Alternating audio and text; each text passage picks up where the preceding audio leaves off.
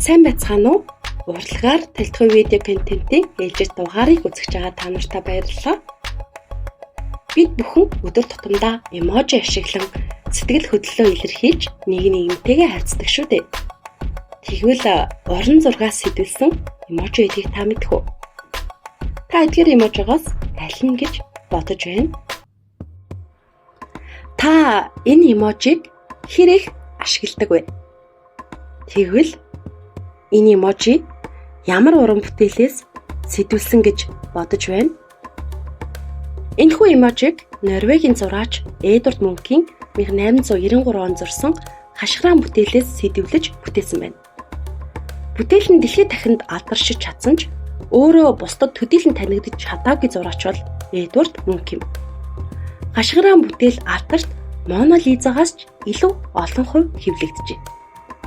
Өөрийн гэсэн дотоод ертөнцтэй энэхүү бүтээлд та дахин өөрийн ертөнцийг бүтээх боломжтой нь хашгирааныг дэлхийн хамгийн алдартай бүтээлүүдийн нэг болгож чадсан байна. Хашгиран бүтээлийн нийт 105 хувилбар байдгаас 100 хэвлэмэл, 1 акрилик, 2 тосон, 2 харандаа болон пастелээр зургасан байна. Дуу чимээ тэр дундаа сэтгэлийн хөдөлгөөний дуу чимээг уран зургаар илэрхийлж чадсан зураач бол яах аргагүй Эдвард Мунк юм. Тэрээр 1892 оны тэмдэглэлдээ би хоёр найзтайгаа замаар алхаж явлаа. Нар жаргаж байв. Миний дотор нэг л хачин. Гэтэл тэнгэр гэв гинэт зусан улаангатай болов. Би туйлдаа хүртэл ядарч шом түшиж зогслоо.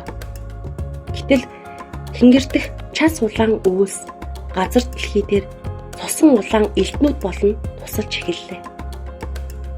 Найзууд маань алхасаар л байлаа. Харин би айц хүйдстэй автан тэнд хэсэг зуур зогсохдоо байгаль дэлхий шаналн орж байхыг сонссон гэж бичсэн байна. Хашгирч буй хүнийг дүрсэлсэн газар бол Осло хотод байрлах Кристиане хэмээх бодит газар юм. Энд Осло хот хамгийн сайхан харагдаг бөгөөд зураач нар энэ газрыг их сонгож дүрсэлдэг байжээ. Мунк энэ л газар айц мэдрэмжийг маш ихээр мэдэрсэн. Зураг дээр зав харагдаг боловч амьд амтан байхгүй байгаа нь ертөнц суурч бүг илэрхийлсэн байна. Ослогийн ойролцоо энэ газарт маш олон хүмүүс ирж амиа орлдог бөгөөд галзуурсан эмэгтэйчүүдийн хашгирах чимээ гүүрний ойролцоо сонсогдож мал нийтлэгийн газар хажууханд нь мөн байрладаг байна. Энэ зураг зургатаа Мунк 29 настай байсан боловч асар их ганцаардал зовлон шаналлыг амсаад байв. Түүнийг 5 настай байхад ээж нь нас барж Осло хотод гундуухан бага насаа өнгөрөөжээ. Харин эцэг нь 5 хүүхдээ хатуу гараар өсгөхдөө Библийг цорын ганц үнэн хэмээн итгүүлж үгнээс нь зурсан хэнэгч болов харгас хэрцгийхээр шийтгдэг гэж. Мөнхийн хамгийн хайртай эгч София түүнийг дөнгөж 14 настай байхад насарч өөр нэг эгч Лавра нь сэтгцийн өвчтөй болжээ. Тэрээр нэгэн тэмдэглэлдээ зовлон шаналл, үхэл хагцлыг араасаа дагуулan ирдэг муу ярийн хар тамийн элч нар намайг бүхий л амьдралын минь турш дагсан юм. Энэ ертөнцийн амьд явахын аюул зовлон ямар байдгийг би хар багасаа л мэдэрсэн. Амьддаа ингэж зовж авахаар тамд очсон ч хамаагүй бушуухан хөх юмсан гэж бодох үе маш олон байлаа гэж бичжээ. Хашгиран бүтээлдээ өөрийн дотоод айцын мэдрэмжээ Эдвард Мунк гаргасан байна. Мунк Парист хэсэг зур байх хугацаанд Өмнөд Америкаас ирсэн үзмрүүдийн музейд тавигдсан сэтгэлийн зовлонгоос болж шанаагаа тулан шаналж буй мэт харагдах Перугийн замданшуулсан шарлыг олж харжээ.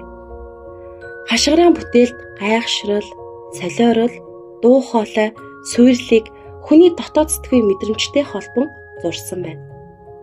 Хамгийн анх энэхүү бүтээл Берлиний үзэсгэлэнт тавигдсан бөгөөд зураач шаналл хэмээн нэр өгч байжээ. За ингээд бид бүгдээрээ уран зургаас сэтгүүлсэн хашгиран эможитай танилцлаа. Урлагаар тайлбарлах видео контентоос илүү их мэдээлэл авахыг хүсвэл лайк, шеэр хийхээ битгий мартаарай. Түр баяртай.